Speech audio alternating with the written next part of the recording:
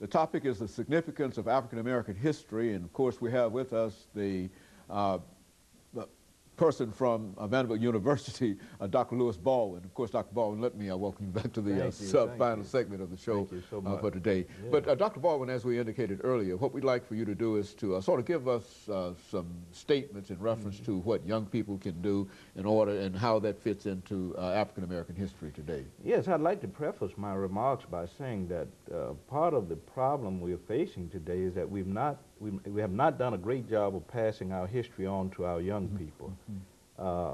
Vincent Hardin has written a book called Hope and History, and in that book he talks about a kind of amnesia that has engulfed Black America. The fact that we've forgotten in many cases much of our history, and of course we failed in our institutions to pass that history on. Our churches, our families, the extended family, as you well know, is very important in our history and has been a force in passing that history from one generation to another via folk tales, music, etc., other art forms. But we failed to do that, I think, and this accounts in part for the high levels of crime and drug addiction and other problems that we are dealing with in our communities.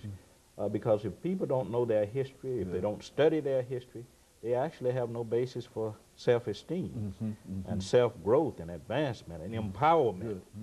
Because empowerment is not only about economic growth, it's also about spiritual and intellectual growth. And I think that makes it clear to me that we need to become more serious about how we pass this history on from generation to generation. Now, what can we do as a community to perhaps encourage more young people to become involved in this history, to know more about themselves? Well, I think we have to work through our institutions, and I think the church is still very, very important. Temples, mosques, other religious institutions. I think the family, once again, has to become an educational tool as far as passing on the values and traditions of the Black community.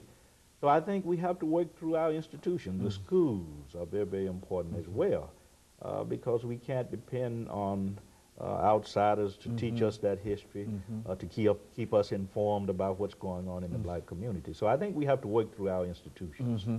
You know, quite recently, people talked about the Brown versus the Board of Education decision. And of course, we will soon celebrate the 50th anniversary of that decision. Well, what do you think about that as a motivating factor in terms of perhaps encouraging more young people to become involved, to understand what it was like before perhaps Brown and after Brown? Yes, I think that's very, very important for young people to know that history, because we're beginning to face some of the same problems we faced prior to 1954. Some scholars are writing about the resegregation of America. Being from Alabama, I've seen over the last few years schools that are still largely Black and largely white in Alabama, some exclusively Black and exclusively white.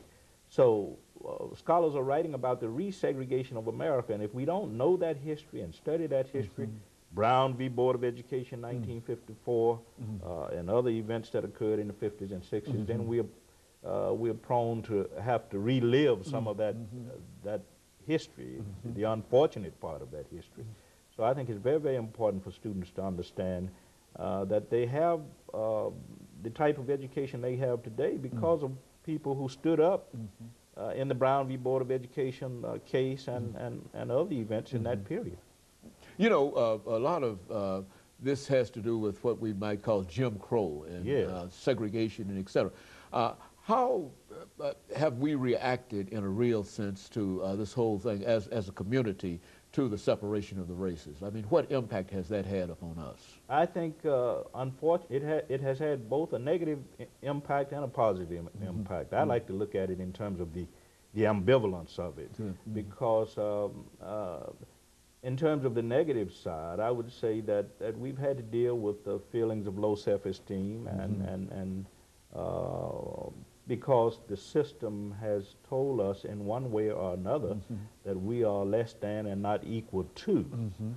And I think we've had to deal with problems of low self-esteem because being in a segregated system did not really heighten self-esteem in the black community. On the positive side, I think we were able to preserve certain cultural traditions and to preserve strong extended family networks. We were able to preserve our institutions, the church, for an example. And so I would think that you have to think in terms of the ambivalent side of that. The negative impact as well as the positive impact.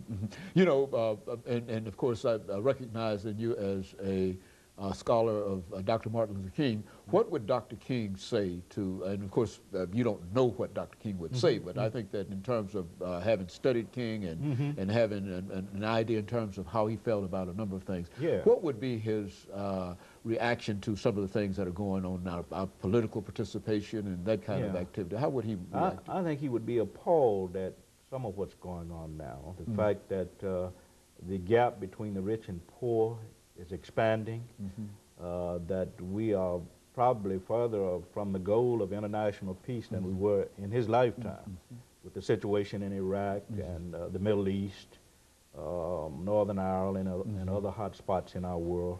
I think he would be disappointed with the international situation. I think he would be disappointed with the economic situation in this country. The fact that joblessness, high rates of joblessness exist, underemployment, substandard housing, low educational standards in many cases. We have not built those standards up. I think he'd be disappointed with the high levels of violence and crime in our society. And I think he would see that as a cultural declension, that somehow or another we are moving away from the values that we should be embracing, the values of community and family and interpersonal, intergroup living, mutual acceptance, shared power. I think he would feel that all of this is missing. Well, now, those individuals that you might describe as disciples of Dr. Martin Luther King, of course you would include yourself as one of those disciples. Yes, what are their reactions to what's going on now? The disciples of Dr. King? I think many of those, and as you well know, many of his associates and aides are still alive, and many people who marched with him are still alive. And I think these people have pretty much the same view of society that he would have if he was here. And that is that we've sort of turned back the clock in so many ways. The violence and the crime and the drug addiction